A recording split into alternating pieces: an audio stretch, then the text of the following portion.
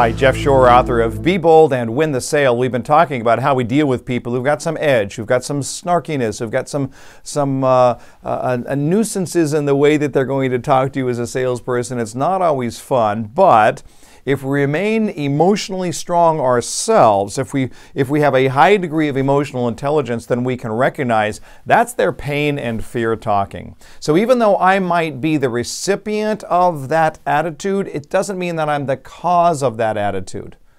Let me say that one more time. I might be the recipient, but it doesn't make me the cause. The cause is everything that's going on in their life, along with their perceptions, their history, their experiences, and their pain.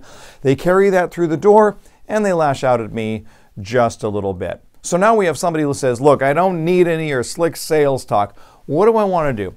I want to slow them down long enough to prove to them that I'm not the salesperson they're worried about. You see, many customers come through the door with the sum of their experiences. Some of those experiences are with salespeople, and they're negative. So I want to be able to counter that by proving to that customer that I'm not the salesperson that you feared when you walked through the door. Here's a way to do it. I call it the 30-second proposition. I want to say to that customer, look, I'd be happy to help you in any way that you'd like. If it helps you, I'd be more than happy just to give you a very quick 30-second top-level overview of what it is that we have to offer, just so you're clear on what you're going to see. What do you think, 30 seconds? And even my body language says, you're in charge, big guy. You make the call right here. You see, look, you're talking to that customer, which means that customer is talking to you. You got 30 seconds. They're going to say yes. Why else would they be talking to you in the first place? But this allows you to be able to come back and say, great, 30 seconds. Let me just tell you. The most important thing you need to know our product is X. Share it in one sentence and say, does that make sense to you? And we can offer it to you in this way. Would that work? So I'm giving them a little information, then I'm asking them check-in questions to make sure that we're engaged. And then when I get to the end of the 30 seconds, I can look at them and say, so that's the general overview. Now, can I ask you a couple of questions? Do you mind, just so I can get a better understanding of your need so that I'm not wasting your time?